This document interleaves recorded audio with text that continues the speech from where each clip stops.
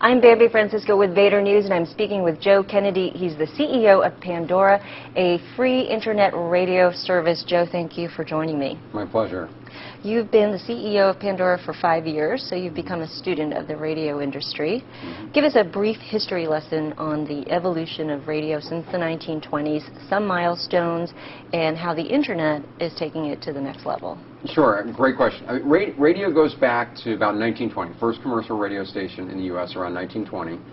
Back then, it was, picture people in their homes listening to the World Series, listening to an address by the president, listening to H.G. Wells' War of the World. I mean, that was radio in the 1920s. Kind of fast forward, TV comes along, grabs a lot of the entertainment off the radio. Radio becomes more about music. Continues to grow through the 50s and 60s. Then comes along FM, which enables an expansion in the diversity of music that's possible. AM kind of reconfigures itself around kind of talk radio, news radio, etc. Now we have the internet.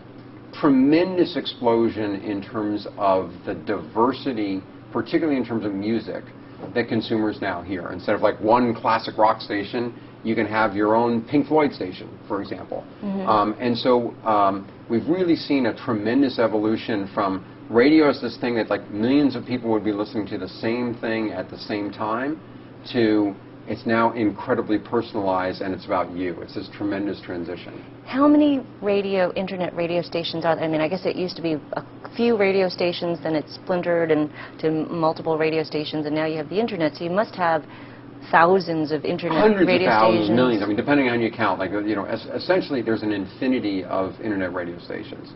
And so it's really made it tremendously personal. It's taken this medium that started out as broadcast, many people listening to the same thing at the same time, and made it, virtually a one-to-one medium. Right, which is sort of what's happening in society as a whole, that they're sort of interacting in their own little worlds with their own little audience. And so what does that say about society and well, how it's the definitely internet has moved from changed kind of a culture? mass market to kind of mass customization, personalization. I mean, so many aspects of, from manufacturing to media, it's become much more about the individual than about some great mass of people.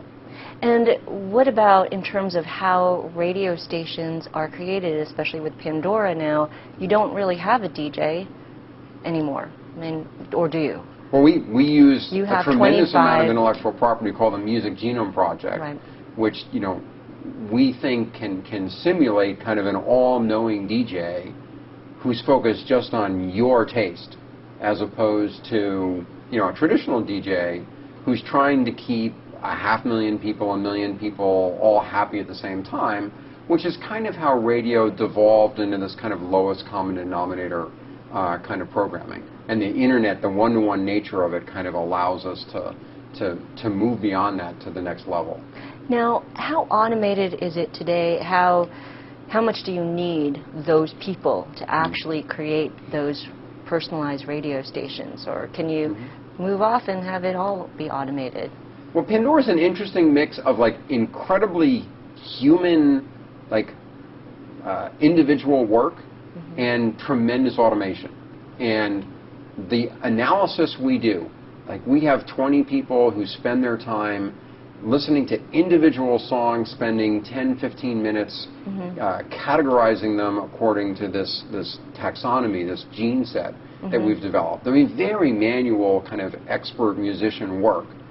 But once that's in a database, we have automated algorithms that enable the replacement of a DJ, in essence, for the 2.5 million people who probably listen to Pandora today. So it's this very interesting mix of some intellectual property development that's very, very manual, but once the intellectual property is in place, it's tremendously scalable and leverageable from a technology standpoint. Now, talk about the consumption of music today and the different options and where you see more people consuming. There is this something that I think is relatively new because of the internet, which is subscription to all the music, that you can have $15 a month to everything. So you can actually be your own DJ, you can play songs over and over again, as opposed to Pandora, where sure you have somebody that's creating that music for you, but you don't own it. You can't play it over and over and over again. And then you have Apple's iTunes, where you can download it for, you know, one song, a la carte. You don't have to buy the entire album. What's the breakdown in terms of what are consumers preferring to do these days? Historically, there are these two forms of kind of music listening. Like, you can listen on the radio, or you can own the music. I mean, that's the kind of way it's been for many years. And actually, the breakdown's about 80-20. For most people, like 80% of the music listening on the radio, about 20% listen from a collection that they've owned. You know, there were Sony Walkman. Now, in some sense, an iPod is just a modern version of the Sony Walkman. But as you allude to, there's now kind of just beginning to be a third kind of music you rent, kind of a subscription service. You don't own the music from Rhapsody or Napster or someone like that. The music, you know, you can listen to anything you want, but you don't own it. Thus far, the uptake of that has been very, very modest, like, you know, maybe a few million subscribers to those services. There are people who think, as you fast forward, you know, 10 years, 20 years into the future, that, like, there really won't be a reason to own music, because you'll be able to stream whatever you want, whenever you want, through some kind of subscription service. That, again, that hasn't really happened yet, except for a very small uptake, but it's going to be interesting to watch over time how the mix of music you own, radio-like music, and this concept of music you rent or subscribe to, how that kind of develops over time. And one last question. Will you ever charge a subscription for your service? Well, Pandora does have a subscription option. So for those people who want to have an advertising-free experience, so no commercials, no advertising, we offer a higher bit rate, so 192 kilobit per second streams, which are super high-quality bit rate. So we do have a premium offering that we offer for a subscription, $3 a month. It's called Pandora One.